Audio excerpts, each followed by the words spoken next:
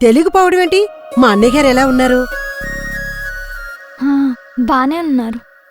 బాగున్నారా? ఒకదాని వచ్చావా? లేదాంటీ, నా ఫ్రెండ్ కూడా వచ్చింది. తిన్నారా? ఇంకా లేదా ఆంటీ. తిందామా?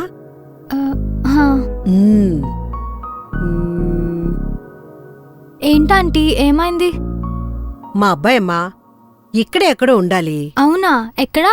అడుగో అక్కడున్నాడు. అరే